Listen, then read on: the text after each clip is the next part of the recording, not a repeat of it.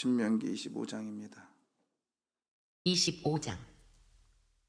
사람들 사이에 시비가 생겨 재판을 청하면 재판장은 그들을 재판하여 의인은 의롭다 하고 악인은 정죄할 것이며, 악인에게 태형이 합당하면 재판장은 그를 엎드리게 하고 그 앞에서 그의 죄에 따라 수를 맞추어 때리게 하라. 40가지는 때리려니와 그것을 넘기지는 못할지니, 만일 그것을 넘겨 매를 지나치게 때리면 내가 내 형제를 경히 여기는 것이 될까 하노라. 곡식 떠는 소에게 망을 씌우지 말지니라. 형제들이 함께 사는데 그중 하나가 죽고 아들이 없거든 그 죽은 자의 아내는 나가서 타인에게 시집가지 말 것이요, 그의 남편의 형제가 그에게로 들어가서 그를 맞이하여 아내로 삼아 그의 남편의 형제된 의무를 그에게 다 행할 것이요, 그 여인이 낳은 첫 아들이 그 죽은 형제의 이름을 잊게 하여 그 이름이 이스라엘 중에서 끊어지지 않게 할 것이니라. 그러나 그 사람이 만일 그 형제의 아내 맞이하기를 즐겨하지 아니하면 그 형제의 아내는 그 성문으로 장로들에게 나아가서 말하기를, 내 남편의 형제가 그의 형제 이름을 이스라엘 중에 잊기를 싫어하여 남편의 형제된 의무를 내게 행하지 아니하나이다 할 것이요, 그 성읍 장로들은 그를 불러다가 말할 것이며, 그가 이미 정한 뜻대로 말하기를 내가 그 여자를 맞이하기를 즐겨하지 아니하노라 하면 그의 형제의 아내가 장로들 앞에서 그에게 나아가서 그의 발에서 신을 벗기고 그의 얼굴에 침을 뱉으며 이르기를, 그의 형제의 집을 세우기를 즐겨 아니하는 자에게는 이같이 할 것이라 하고 이스라엘 중에서 그 이름을 신벗김 받은 자의 집이라 부를 것이니라. 두 사람이 서로 싸울 때에 한 사람의 아내가 그 치는 자의 손에서 그의 남편을 구하려 하여 가까이 가서 손을 벌려 그 사람의 음낭을 잡거든 너는 그 여인의 손을 찍어버릴 것이고 내 눈이 그를 불쌍히 여기지 말지니라. 너는 내 주머니에 두 종류의 저울추 곧 큰 것과 작은 것을 넣지 말 것이며, 내 집에 두 종류의 돼 곧 큰 것과 작은 것을 두지 말 것이요, 오직 온전하고 공정한 저울추를 두며 온전하고 공정한 되를 둘 것이라. 그리하면 내 하나님 여호와께서 내게 주시는 땅에서 내 날이 길리라. 이런 일들을 행하는 모든 자, 악을 행하는 모든 자는 내 하나님 여호와께 가증하니라. 너희는 애굽에서 나오는 길에 아말렉이 내게 행한 일을 기억하라. 곧 그들이 너를 길에서 만나 내가 피곤할 때에 내 뒤에 떨어진 약한 자들을 쳤고 하나님을 두려워하지 아니하였느니라. 그러므로 내 하나님 여호와께서 내게 기업으로 주어 차지하게 하시는 땅에서 내 하나님 여호와께서 사방에 있는 모든 적군으로부터 내게 안식을 주실 때에 너는 천하에서 아말렉에 대한 기업을 지워버리라. 너는 잊지 말지니라. 이상은 하나님의 말씀입니다. 아멘. 오늘 이제 25장은 이제 그 태형, 그리고 소 망을 씌우는 거, 저울 이야기, 저울추 이야기, 그다음에 형제 계대법, 또 그다음에 아말렉 이야기인데요. 먼저 1절에 보면은 이제 서로 싸운단 말이죠. 사람들이 서로 싸웠는데 이거를 판가름하는 거는 둘이가 화해가 되지 않을 때, 거의 뭐 싸웠다 하면은 그렇잖아요. 그래서 이제 재판을 하는데 공정하게 재판을 하라는 거죠. 공정하게 재판을 하는데 2절 보면 악인에게는 뭐가 합당하다? 태형이에요. 태형이 뭐냐면 때리는 거예요. 자, 때리는데 어떻게 하냐? 재판장은 그를 엎드리게 하고 그 앞에 그의 죄에 따라 수를 맞추어 때리게 하라 그랬잖아요. 지금요, 우리는 이걸 딱 보면서 무슨 생각을 하냐면, 우리 옛날에 태형 있잖아요. 어떻게죠? 딱 눕혀놓고 한 대요 착싹 어디 때려요? 엉덩이. 다 지금 그렇게 생각하고 있잖아요. 다 그 생각하고 있잖아요. 근데 이스라엘 사람들은 엉덩이를 안 때렸어요. 엉덩이를 안 때리고 어떻게 했냐면, 미션나에 보면 이제 이 사람이 태형에 합당해. 그러면 너는, 이 사람은 이제 재판장이 정해놓은 거예요. 얘는 예를 들면 40대를 넘어가면은 그 사람에게 인격이 모독되는 거예요. 천하다 느껴진대요. 그래서 40 이하를 이제 형벌에 따라서 정하는 거예요. 근데 한 30대. 근데 30대 이렇게 정하면 안 되고 세대를 기준으로 해요. 그래서 3배수가 가지고 세대, 6대, 9대 뭐 이런 식으로 가요. 근데 세대를 때리는 이유가 있어요. 세대를 때리는 이유가 뭐냐면, 그 어떻게더라? 앞에를 한 대 때리고 뒤로 가서 한 대를, 이게 두 대를 때려서 세 대인데요. 그래서 이제 딱 정해. 그래서 이제 재판장이 21대 딱 하면은 이걸 어떻게 하냐면 의사한테 갑니다. 그래서 이 사람이 의사가 딱 보면서 얘는 21대 맞으면 죽어.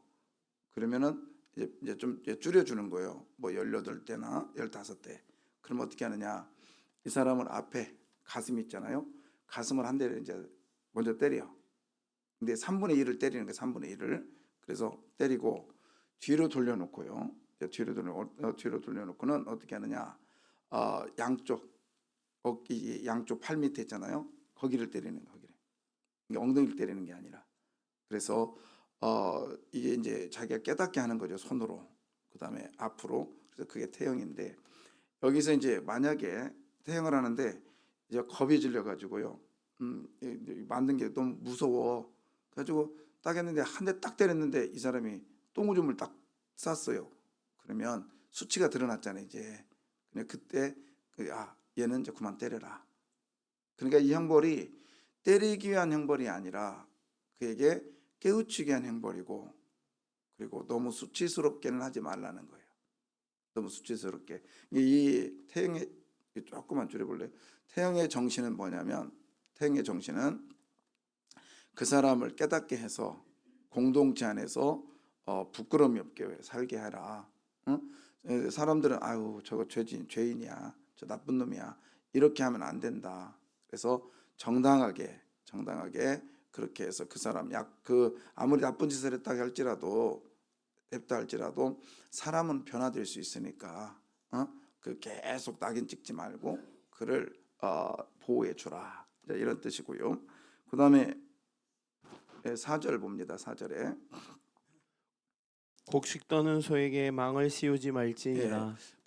이게 뭐냐면, 그 이스라엘에서는 이제 추수를 할 때에 뭐 넓게는 이제 우리 주차장보다 더 넓은데 거기에다가 곡식을 막 싸놓습니다. 볼이나 밀밖에 없으니까 몽땅 싸놓고는 타작기를 넓은 판에다가 뾰족뾰족한 것을 이제 심어요. 뭐 거의 돌을 심었죠. 그래서 타작기는 나중에 제가 또 시간 되면 보여드릴게요. 기회가 되면 타작기에 딱 놓고 소가 이제 끄는 거예요. 그러면 그 타작기 위에 사람이 올라타요. 무겁잖아요. 그러면은 가에서부터 이렇게 빙빙빙빙빙 돌아요. 그러면 이제 돌다 보면 이 소가 힘들 거 아니에요. 그렇죠? 그러면 어떻게 해요? 지금 천지가 먹을 거잖아. 그럼 그걸 먹고 또 힘이 내서 일을 시켜. 그렇게 하라는 거예요. 근데 이제 주인이 욕심이 나는 거야. 욕심이 나. 이거 먹으면 좀 이게 추수가 좀 덜 되고 아깝잖아요. 그래서 망을 씌우는 거예요. 이유는 뭐야? 못 먹게. 그러면 소는 죽어라고 일만 하는 거죠. 근데 일하는데 얼마나 열받겠어. 지금 눈앞에 뭐가 보여? 먹을 게 있는데도 이게 못 먹잖아요. 이게 뭐냐면, 이 주인은 자기 이익을 위해서 짐승까지도 이렇게 이익을 위해서 완전히 그들을 무시하지 말고 아무리 그래도 짐승까지도 보호해 주라. 짐승까지도. 그래서 말 못하는 짐승도 보호의 대상이고 사랑의 대상이라는 걸 얘기해 주고 있는 거예요. 그래서 우리는 짐승을 무분별하게 사랑하는 건 안 됩니다. 죄송하지만 뭐 집에서 이게 뭐 개 키우는 집 있잖아요. 그다음에 짐승 키우는 집 좋아요. 반려. 같이 가는 거예요. 같이 가지만 항상 기억할 건 뭐냐면 끝이 굉장히 힘든 걸 많이 봐요. 근데 과연 그 모습에 물론 사랑은 해야 돼요. 그러나 마음 뺏기는 거는 하나님이 원치 않습니다. 마음 뺏기는 건.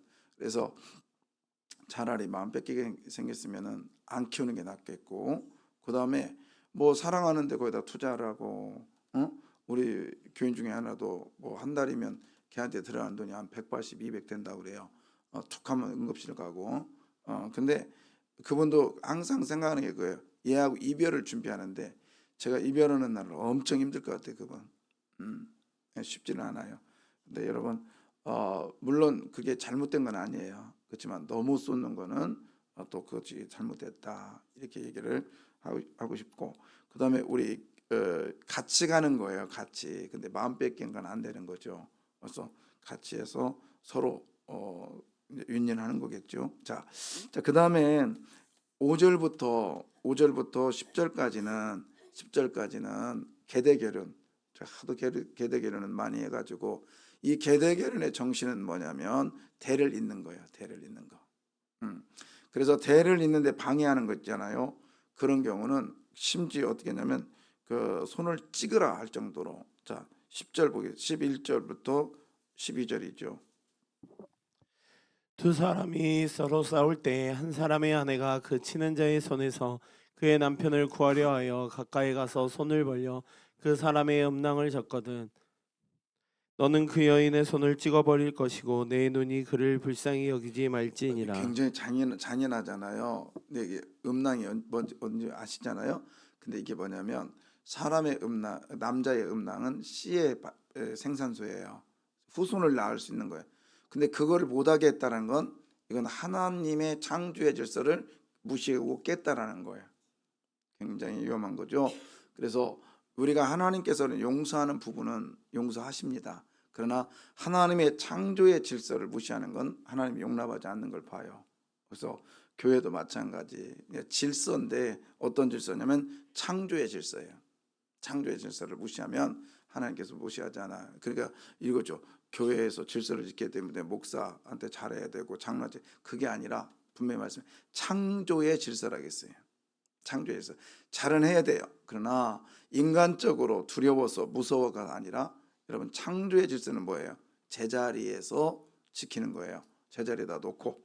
그래서 토부죠, 토부. 그래서 창조, 하나님이 창조하셨다. 그것은 뭐냐면 새로운 것을 만들었다라는 의미도 있지만 그 만들어서 어떠나요? 제자리에다 갖다 놓는 거예요. 제자리에서. 그래서 우리가 질서라는 것은 목사는 목사의 자리에서, 성도는 성도의 자리에서, 그 다음에 하나님의 백성은 하나님의 백성의 자리에서 그 자리에서 굳건히 지켜나가는 게 창조의 질서를 지키는 거예요. 만약에 그렇지 않으면 하나님께서 그걸 원치 않는다면 모든 것이 짧아지는 거예요. 예. 그래서 저는요 그렇게 생각해요. 자, 15절에 보면 오직 온전하고 공정한 저울추를 두며 온전하고 공정한 대를 둘 것이라. 그리하면 내 하나님 여호와께서 내게 주시는 땅에서 내 날이 길리라. 예, 이거 여호와께서 네 하나님 여호와께서 내게 주시는 땅에서, 그러니까 지금 가나안 땅이잖아요. 들어가면은 네 땅에서 네 날이 뭐하리라? 길리라.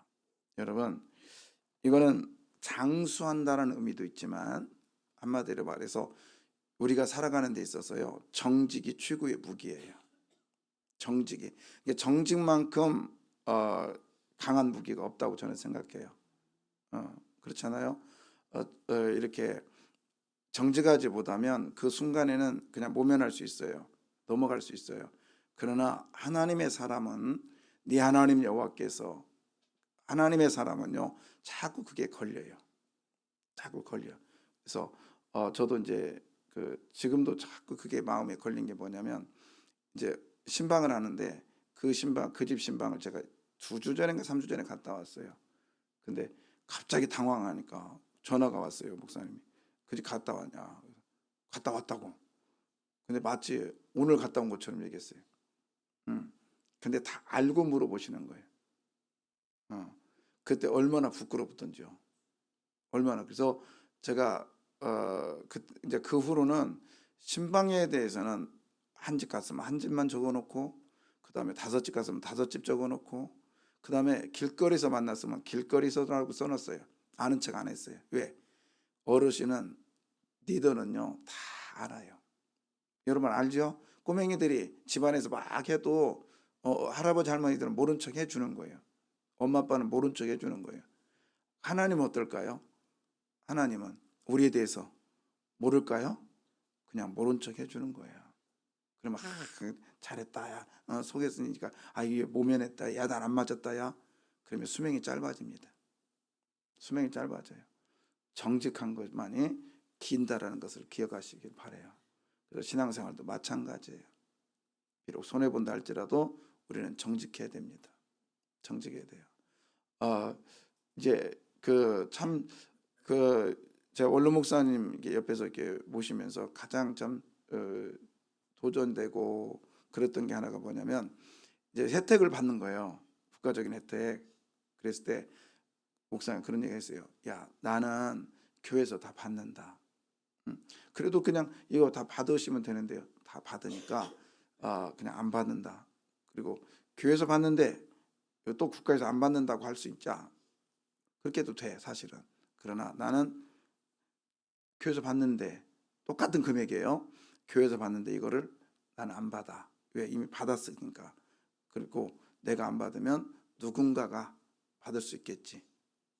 그 얘기에 제가 지금도 계속 감동입니다. 계속 그 생각하면, 그 생각하면. 근데 우리는요, 받고 아닌 것처럼 또 받고 또 받고, 그리고 그걸 가지고 감사헌금 내고 11조 내고. 하나님 그거 원치 않는다고요. 원치 않는다고요. 감사헌금 안 내도 되고 11조 적게 내도 돼요. 우리 하나님 앞에 정직해야 됩니다. 아멘이요. 아멘이요. 정직해. 이게 쉽지는 않아요. 눈 하나 깜짝하면 몇백이 왔다 갈 수 있거든요. 쉽지는 않아요. 그렇지만 우리는 싸우려고, 정직과 싸우려고 노력해야 됩니다. 아멘이요. 예, 교회 생활, 신앙생활 오래 하면 좋은 말로는 착해지고요, 나쁜 말로는 바보가 되는 거예요. 우리 바보 됩시다. 싫은가 본데 알아서 하시면 돼요. 그러네. 쉽지는 않지만 하면 됩니다. 자, 그 다음에 이제 이게 이제 그러면서 이게 그런 게 있죠. 자, 몇 절이냐면 13절에 보면 읽어봐요. 너는 내 주머니에 두 종류의 저울추 곧 큰 것과 작은 것을 넣지 말 것이며. 예, 자, 여러분 이제 생각해봐요. 네 주머니에 두 종류의 저울추가 있대. 저울추 곧 큰 것과 작은 것을 넣지 말래요. 저울추 생각해봐. 이제 여러분 다 상상해요. 어떻게 생겼을까? 다 상상해. 근데 성경에서 말하는 저울추는 과연 어떻습니까? 그죠? 자, 한번 둥그렇게 켜져봐요. 자, 이게 박물관에 있는 저울추인데요. 이런 것들 있잖아요. 이게 저울추예요. 저울추. 아시겠죠? 그래서 이거를 이제 심지어는 이런 것들도 있었고요. 그래서 제가 이거 했는데 이제 이런 식으로 시대가 좀 지날 때는 이런 식으로 저울추를 만들었고, 그 다음에 이제 이런 거 있잖아요. 이게 뭐죠? 신의 영상. 이거에 이런 것을 딱 넣어가지고 딱 하면서 저기 이런 것들 있잖아요. 이런 걸 딱 놓으면서 야, 내가 이 신 앞에서 이렇게 하는데 내가 너를 속이겠냐? 이렇게 이런 거예요. 저울추를. 그런데 이거를 딱 호주머니에다 넣고요. 상인을 얘기하는 거예요. 물건 살 때 가가지고 내가 물건을 살 때는 이제 호주머니에다 넣어가지고 큰 걸 내놓겠어요? 아니 무거운 걸 내놓겠어요? 가벼운 걸 내놓겠어요? 에? 아니 저울 해가지고 이제 달아야 되는 거예요. 달아서 사와. 그러면 똑같은 모양이야. 근데 무게가 많이 나가는 걸 내가 내놓겠어? 적게 나가는 걸 내놓겠어요? 그렇지. 적게 나는 걸 많이 사올 거 아니에요. 그렇지. 그 다음에 내가 물건을 팔을 때는, 그렇죠. 저울추가 무거운 걸 놔야 조금 물건은 조금 놓을 거 아니에요. 용서해 주옵소서. 아멘 하면 안 되지. 여기서 나쁜 놈 해야지요. 그런 대안데 김학명 집사님 평소에 그런 것 같은데 아니죠. 그래서 딱 놓고 아닌 것처럼 이렇게 한다는 거예요. 근데 저는 이걸 제가 실감했다겠잖아요. 모란에서 그때 개고기 살 때, 목사님 깎지 마세요. 그냥 잘해 주십시오 하면서 마음에 다가가라는 얘기. 그래서 왜요? 그랬더니 나중에 자기가 저를요, 저 집 뒤쪽에 그 개를 잡아서 싣는 데가 있었어요. 그때 당시에는 가서 보니까 저울이 두 개예요. 그래서 깎아달라고 하면 예 깎아주죠 뭐. 그렇죠. 그랬고 딴 저울을 갖다 뒀는데 똑같은 걸 놨는데 그때 당시에 계산해 보니까요, 30만 원짜리였는데 제가 깎았다고 엄청 자랑했는데요. 깎았다고 자랑했더니 27만 원이야. 28만 원인가 돼요. 2만 원 손해 봐. 깎았다고 자랑했는데. 근데 정직하게 하니까 딱 30만 원이 나와요. 예. 그러면서 이제 어느 상회라고는 얘기 않겠는데 그분이 그러더라고. 목사님 올 때마다 내 목사님 알으니까 얘기합니다. 절대로 이런 데 와서는 깎으려고 하지 마세요. 그래서 조금 깎아도 좋아하는데 집에 가서 재면은 틀릴 겁니다. 근데 잴 수도 없어요. 왜요? 얼마든지 거짓말할 수 있어요. 피도 들어갔습니다. 뼈도 들어갔습니다. 얼마든지 할 수 있으니까 그냥 상인들의 마음에 상인들을 맡기시고 그냥 그렇게 하십시오. 그리고는 제가 혹시 몰라서 잡을 때마다 뒤 가서 쳐다봤어요. 근데 이제 그분이 나중에 친해져 가지고 안 와도 됩니다. 그랬는데 예, 그렇게 하면 상인들은 잘 살 것 같지만 그 집 망합니다. 예, 그 대표적인 게 죄송하지만 제가 아는 지인 중에 하나가 주유소를 했어요. 주유소를 했어요. 그래서 돈 많이 벌겠다 했더니 나중에 망했어요. 알고 보니까 이게 아주 그 가장 속이기 쉬운 게 주유소랍니다.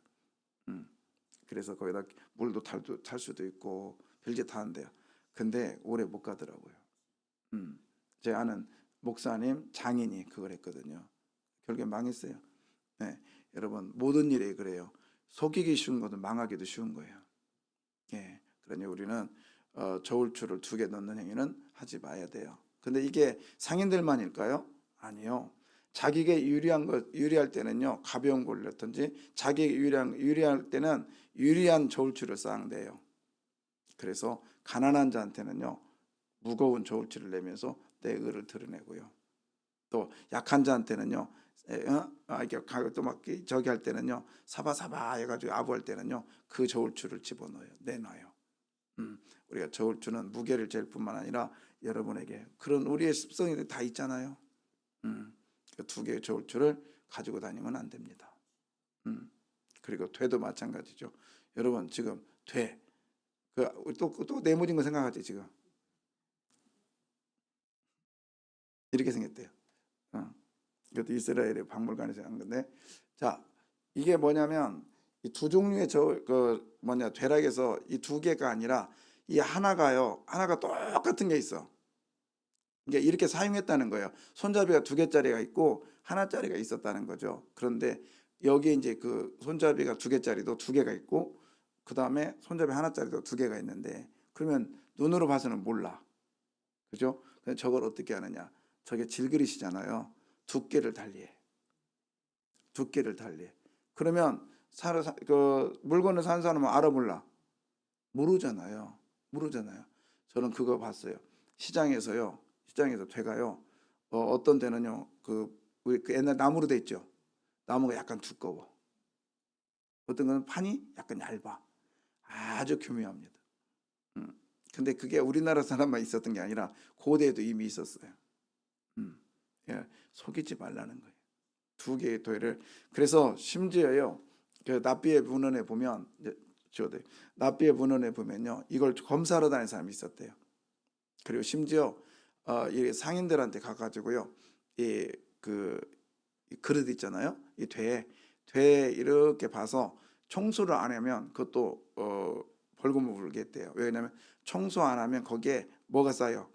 먼지가 쌓이니까 먼지도 일종의 무게가 될 수 있고 부피가 될 수 있다 생각해서 그래서 납비들이 주기적으로 검사를 했답니다. 그러니까 정직하지 못하니까 그랬겠죠. 네. 우리 죄를 2개 가지면 안 돼요. 이 사람한테는 이렇게 대하고 내가 유리할 때는 이 돼 내놓고 불리할 때는 이 돼 내놓고 이렇게 행동하고 저렇게 행동하는 건 안 되는 거예요. 그러나 어쩔 수 없어. 인간이라 어쩔 수 없어. 어쩔 수 없다고 해서 어쩔 수 없이 행동하는 건 또 옳지 못하죠. 그걸 이길 수 있는 방법은 하나님의 도우심이 필요합니다. 하나님의 도우심이 뭘까요? 성령님의 역사죠. 아멘. 그 다음에 갑자기 뜬금없이 17절 쭉 나오다가 뜬금없이 이렇게 나와요. 너희는 애굽에서 나오는 길에 아말렉이 내게 행한 일을 기억하라. 그 다음에 곧 그들이 너를 길에서 만나 내가 피곤할 때 내 뒤에 떨어진 약한 자들을 쳤고 하나님을 두려워하지 아니하였느니라. 예, 이게 뭘까요? 그 아말렉 전쟁 있잖아요. 출애굽기 17장에 모세가 손을 들면 이기고 그 얘기란 말이에요. 왜 이게 뜬금없는 얘기를 할까? 그게 뭐냐면 아말렉이요 이렇게 오다가 이스라엘 진영의 끝에 사람들을 치기 시작했단 말이에요. 처진 사람들, 약자들을. 그러니까 여러분 약자를 무시하는 건 곧 누구를 무시하냐? 거기 보시면 누구를 무시하는 얘기냐면 자, 18절에 보면 마지막 부분에 보면은 제가 할게요. 하나님을 뭐하지 않는다. 두려워하지 않는 거예요. 그러니까 약자를 무시하는 건 누구를 무시하는 거예요? 하나님을 무시하는 거예요. 그럼 반대로 약자를 높이는 건 누구를 높이는 거예요? 하나님을 높이는 거예요. 그래서 성경은 죽게 대하듯 하라겠잖아요. 그래서 오늘 하루도요, 매사에 하나님을 기준으로 하나님의 안경을 쓰고 사람을 바라보시기를 주의 이름으로 부탁합니다.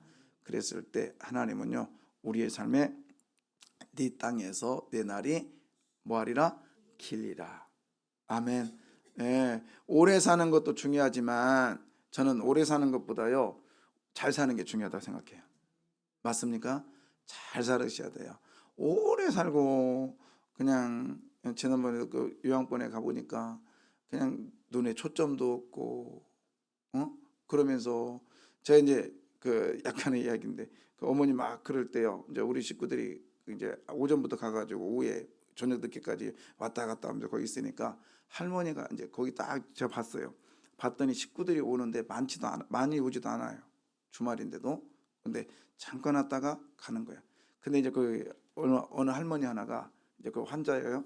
그 할머니 하나가 저희 여동생한테 그러더래요. 와가지고 살짝 어머니가 유독해? 그러더래요. 그래서 왜요? 그랬더니 집에 안 가고 여기서 오래 있어서. 그게 할머니들은 다 아는 거예요. 그잖아요. 그런 걸 보면서 그래요. 그렇게 살면 어떻게 뭐 하실 거냐고요. 가족도 또 안 오고, 그리고 벌써 이렇게 식구들이 오래 있다라는 건 저 누군가도 죽어나가는구나. 그것만 계속 보는 거예요. 이번에 엊그저께 선교사님 친구 선교사 만났는데 아버지가 요양병원에 있대. 요양인데 하는 말, 우리 아버지는 다 수족은 다 쓰시는데 정신도 말짱하셔. 근데 못 걸으셔. 그 순간에 너무 힘든 거예요. 근데 이 친구는 그 상황을 잘 모르잖아요. 선교사니까. 그리고 요양병원에 잘 안 있었잖아요. 그래서 아버지가 있는데 뭐 극동방송도 들으시고 계속 그러시는데 뭐 괜찮으신 것 같아요. 그래서 내 속으로 괜찮은 게 아니야. 그러면서 옆에 침대 노인들 계속 죽어나가는 걸 본다는 거예요. 얼마나 힘들어요. 그래서 우리 오래 사는 것보다 뭐 하자고요? 할렐루야. 그래서 우리 기도해야 돼요. 하나님 잘 살게 해주십시오. 기도하겠습니다.